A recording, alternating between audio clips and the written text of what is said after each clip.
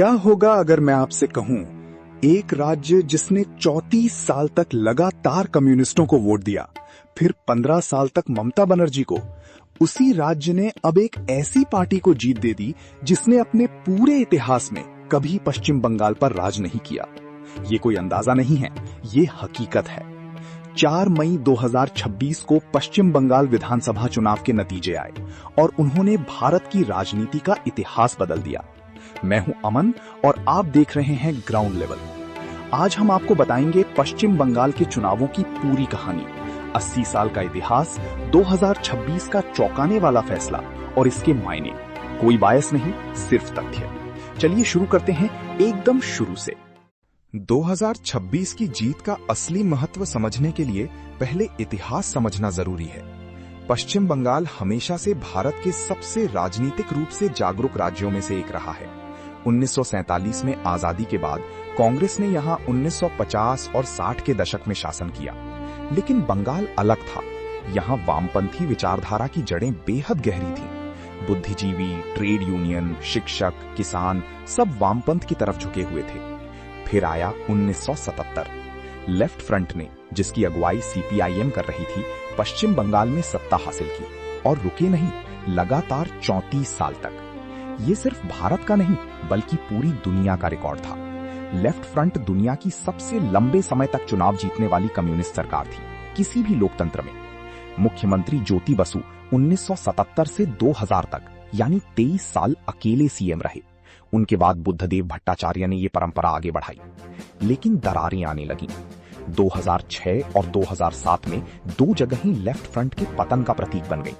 सिंगूर, जहां सरकार ने किसानों की जमीन जबरन छीनकर टाटा नैनो का कारखाना लगाने की कोशिश की। नंदीग्राम, जहां प्रदर्शन कर रहे किसानों पर पुलिस ने गोली चलाई, कम से कम 14 लोग मारे गए। और इन सब के बीच एक महिला सामने आई। कांग्रेस छोड़कर 1998 में ऑल इंडिया तृणमूल कांग्रेस बनाने वाली नेता ममता बनर्जी। लोग उन्हें दीदी कहते थे। उन्होंने आंदोलन की अगुवाई की, भूख हड़ताल पर बैठी, वो प्रतिरोध का चेहरा बन गई। 2011 में नतीजा ऐतिहासिक था। टीएमसी और कांग्रेस के गठबंधन ने 294 में से 227 सीटें जीती। लेफ्ट फ्रंट, जो 34 साल से सत्ता में था, महज 62 सीटों पर सिमट गया। खुद बैठी मुख्यमंत्री बुद्धदेव भट्टाचार्य अपनी सीट हार गए। 20 मई 2011 को ममता बनर्जी पश्चिम बंगाल की पहली महिला मुख्यमंत्री बनी। एक नया युग शुरू हुआ। ममता बनर्जी ने 2016 में 211 सीटों के साथ जीत दोहराई और 2021 में 213 सीटों के साथ एक बार फिर 15 साल तक वो अपराजेय रहीं। उनकी सरकार ने महिलाओं के लिए कई कल्याणकारी योजनाएं शुरू की जो सच में लोकप्रिय थी, खासकर ग्रामीण बंगाल में। कन्याश्री, रूपश्री, लक्ष्मीर भंडार, इन योजनाओं ने सीधे महिलाओं और बच्चियों के खाते में पैसे पहुंचाए। सत्ता संभालते ही उन्होंने सिंगूर के किसानों को 400 एकड़ जमीन वापस लौटाई। लेकिन सत्ता के साथ समस्याएं भी आईं। 2016 के नारदा स्टिंग ऑपरेशन में टीएमसी के मंत्री कैमरे पर कथित तौर पर रिश्वत लेते दिखे। सारधा चिटफंड घोटाला और रोज वैली घोटाले ने हजारों आम निवेशकों को बर्बाद किया और टीएमसी नेताओं पर पैसे लेने के आरोप लगे। स्कूल भर्ती घोटाला, जिसमें सरकारी नौकरियां कथित तौर पर करोड़ों में बेची गईं, राज्य के इतिहास के सबसे बड़े भ्रष्टाचार कांडों में शुमार हो गया। सीबीआई ने पूर्व शिक्षा मंत्री सहित कई टीएमसी नेताओं को गिरफ्तार किया। फिर आया 2021 का चुनाव। पीएम मोदी ने 30 से ज्यादा रैलियां की, फिर भी ममता ने भारी बहुमत से जीत हासिल की। हालांकि वो खुद नंदीग्राम से बीजेपी के सुवेंदु अधिकारी से हार गईं, लेकिन पार्टी की जीत इतनी बड़ी थी कि उन्हें भवानीपुर से सीएम चुना गया। लेकिन खतरे की घंटी बज चुकी थी। बीजेपी 2016 में महज 3 सीटों से 2021 में 77 सीटों पर पहुंच गई थी और 2024 के लोकसभा चुनावों में एंटी इनकम्बेंसी साफ दिख रही थी। एंटी इनकम्बेंसी, भ्रष्टाचार, नौकरियां, कानून व्यवस्था, ये 4 शब्द 2026 के चुनाव की कहानी बनने वाले थे। 15 मार्च 2026 को भारत निर्वाचन आयोग ने पश्चिम बंगाल विधानसभा चुनाव का कार्यक्रम घोषित किया।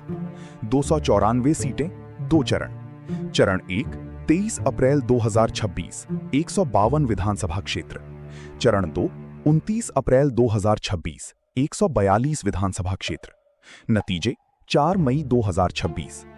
लेकिन एक भी वोट पड़ने से पहले ही विवाद शुरू हो गया था। एसआईआर विवाद। चुनाव आयोग ने मतदाता सूचियों का स्पेशल इंटेंसिव रिवीजन यानी एसआईआर कराया। करीब 91 लाख नामों की जांच हुई। लगभग 60 लाख मतदाताओं के नाम हटाए गए ASDD की श्रेणी में, एब्सेंट, शिफ्टेड, डेड या डुप्लीकेट। कुल मतदाता संख्या 7.66 करोड़ से घटकर 6.82 करोड़ रह गई, लगभग 12% की कमी। टीएमसी ने इसे असली मतदाताओं, खासकर अल्पसंख्यकों को वंचित करने की साजिश बताया। बीजेपी ने कहा यह सिर्फ फर्जी और अवैध प्रविष्टियों की सफाई है। सुप्रीम कोर्ट ने हस्तक्षेप किया और कलकत्ता हाईकोर्ट को 150 न्यायिक अधिकारी नियुक्त करने का निर्देश दिया। चुनाव के प्रमुख मुद्दे: 1. नौकरियां और भर्ती घोटाला। सालों से सरकारी नौकरियों का इंतजार कर रही शिक्षित युवा। आरोप था कि पद बिके। ये टीएमसी के खिलाफ सबसे बड़ा मुद्दा था। 2. भ्रष्टाचार। स्कूल नौकरी घोटाला, नारदा स्टिंग, शारदा चिटफंड सब फिर चर्चा में आ गए। 3. CAA। नागरिकता संशोधन अधिनियम एक बड़ा मुद्दा रहा, खासकर हिंदू शरणार्थी और मतुआ समुदाय बहुल इलाकों में। बीजेपी ने CAA को तेजी से लागू करने का वादा किया। टीएमसी ने इसका कड़ा विरोध किया। 4. धार्मिक ध्रुवीकरण। ये सबसे तीखी बहस का मुद्दा था। बीजेपी ने हिंदू पहचान पर जोर दिया। कई हिंदू मतदाताओं ने टीएमसी पर मुस्लिम तुष्टीकरण का आरोप लगाया। विशेषज्ञों ने शहरी और ग्रामीण मतदाताओं के बीच बड़ा अंतर नोट किया। 5. कानून व्यवस्था। बंगाल में चुनाव के बाद होने वाली हिंसा राष्ट्रीय बहस में छाई रही। मतदान: 3.5 लाख से ज्यादा सुरक्षाकर्मी तैनात। किसी भी राज्य चुनाव में पहली बार NIA की तैनाती। 85,379 मतदान केंद्र। और नतीजा: मतदान प्रतिशत 92.93%। पश्चिम बंगाल के इतिहास में अब तक का सर्वाधिक। 6.3 करोड़ से ज्यादा वोट पड़े, 2021 से 30 लाख अधिक। मतदान के बाद आयोग ने मगराहाट पश्चिम और डायमंड हार्बर के 15 बूथों पर पुनर्मतदान का आदेश दिया और फाल्टा विधानसभा क्षेत्र में EVM में छेड़छाड़ के गंभीर आरोपों के चलते 21 मई को पूरे क्षेत्र में दोबारा मतदान तय किया गया। 4 मई 2026 मतगणना का दिन, और पश्चिम बंगाल ने एक ऐसा फैसला सुनाया जिसका अंदाजा किसी राजनीतिक विश्लेषक ने इस पैमाने पर नहीं लगाया था। अंतिम परिणाम: 293 सीटों के, बीजेपी 206 सीटें, टीएमसी यानी AITC 80 सीटें, कांग्रेस 2 सीटें, अन्य 5 सीटें। रुकिए, ये सोचिए, बीजेपी जो पश्चिम बंगाल के 89 साल के विधानसभा चुनाव इतिहास में कभी सरकार नहीं बना पाई, उसने न सिर्फ बहुमत बल्कि जबरदस्त बहुमत हासिल किया। टीएमसी जिसने 2021 में 213 सीटें जीती थी, सिर्फ 5 सालों में 80 सीटों पर आ गई, 133 सीटों का नुकसान। ममता बनर्जी दीदी, जिन्होंने 34 साल के वामपंथी शासन को खत्म किया, जो 3 बार चुनाव जीती, जिन्हें भारत की सबसे ताकतवर क्षेत्रीय नेता कहा जाता था, उनकी सरकार चली गई। पीएम नरेंद्र मोदी ने नई दिल्ली में बीजेपी मुख्यालय पर तालियों की गड़गड़ाहट के बीच कहा, बंगाल की तकदीर में एक नया अध्याय जुड़ गया है। टीएमसी क्यों हारी? 1. 15 साल की सत्ता विरोधी लहर। इतने साल की सत्ता में हर सरकार के दुश्मन बन जाते हैं। 2. भ्रष्टाचार की छवि। भर्ती घोटाले ने पढ़े लिखे मध्यम वर्ग और युवाओं को सबसे ज्यादा नाराज किया। 3. युवा बेरोजगारी। बंगाल की युवा, खासकर सरकारी नौकरी के इंतजार में बैठे, ने सत्ताधारी दल के खिलाफ मतदान किया। 4. धार्मिक ध्रुवीकरण। बीजेपी ने हिंदू वोट को प्रभावी ढंग से एकजुट किया, खासकर मतुआ और शरणार्थी समुदायों में। 5. SIR का असर। विश्लेषकों का मानना है कि वोटर लिस्ट से बड़े पैमाने पर नाम हटाने का असर टीएमसी के समर्थन आधार पर पड़ा। 6. शहरी ग्रामीण विभाजन। शोधकर्ताओं ने पाया कि शहरी पुरुष मतदाता टीएमसी के खिलाफ सबसे ज्यादा ध्रुवीकृत थे। भारत के लिए इसके मायने क्या है? पश्चिम बंगाल पूर्वी और उत्तरी भारत में बीजेपी के नियंत्रण से बाहर आखिरी बड़ा राज्य था। इस जीत के साथ बीजेपी अब भारत के अधिकांश प्रमुख राज्यों में सत्ता में है या उसकी सहयोगी है। पीएम मोदी ने जो 2024 लोकसभा में अपने दम पर बहुमत नहीं ला पाए थे, अपने तीसरे कार्यकाल के बीच में अपनी राजनीतिक स्थिति और मजबूत कर ली है। लेफ्ट फ्रंट, जो कभी 34 साल तक बंगाल का राजा था, अब व्यावहारिक रूप से राज्य की राजनीति से गायब है। ममता बनर्जी का राजनीतिक भविष्य अब भारतीय राजनीति का सबसे बड़ा सवाल है। फाल्टा की एक सीट अभी बाकी है, 21 मई को पुनर्मतदान, लेकिन इस चुनाव की कहानी लिखी जा चुकी है। रविंद्रनाथ टैगोर की, सुभाष चंद्र बोस की, ज्योति बसु की धरती पश्चिम बंगाल ने एक बार फिर इतिहास रच दिया। सवाल अब ये है, आगे क्या होगा? तो दोस्तों, यही थी पश्चिम बंगाल के चुनाव की पूरी कहानी।